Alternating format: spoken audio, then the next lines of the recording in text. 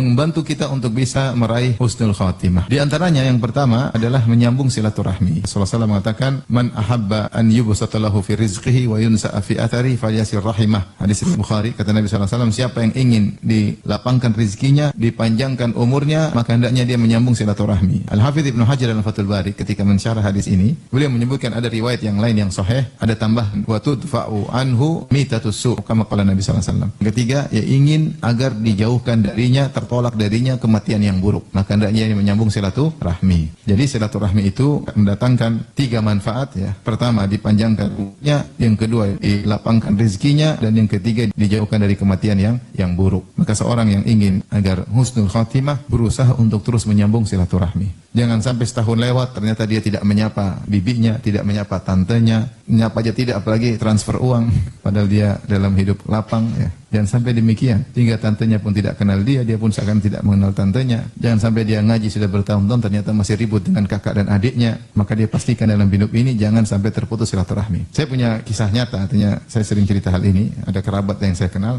orangnya bukanlah orang yang rajin ibadah, bahkan dia mulai rajin ibadah di akhir hayatnya. Tapi orang ini saya tahu, saya masih kecil, dia begitu sering menyambung silaturahmi. Bahkan dia pernah bikin acara sampai dia mengundang orang tua saya yang di Papua. Dia kasih tiket bolak-balik untuk hadir di acara dia. Dan dia selalu begitu mencari, masih ada, dia ngomong sama saya, masih ada nenek kita yang lebih tua, masih ada yang kita harus, ini nenek kita yang masih hidup. Termasuk saya kecipratan, begitu saya kenal dia, saya dikasih duit juga, alhamdulillah ya. Subhanallah.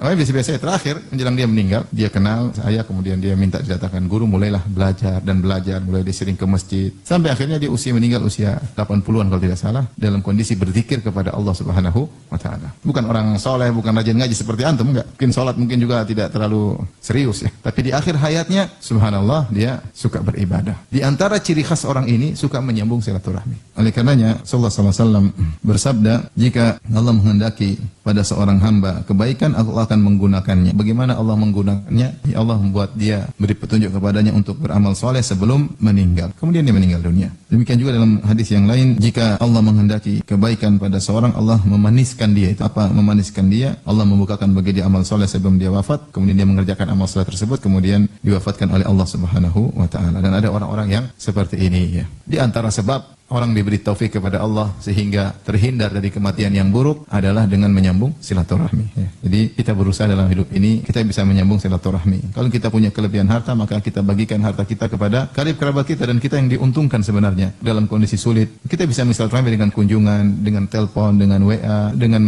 memberikan kebaikan berupa share-share kajian-kajian ilmu, atau yang intinya kita mengingat mereka dan berusaha untuk berbuat baik kepada kerabat kita sebisa yang kita lakukan.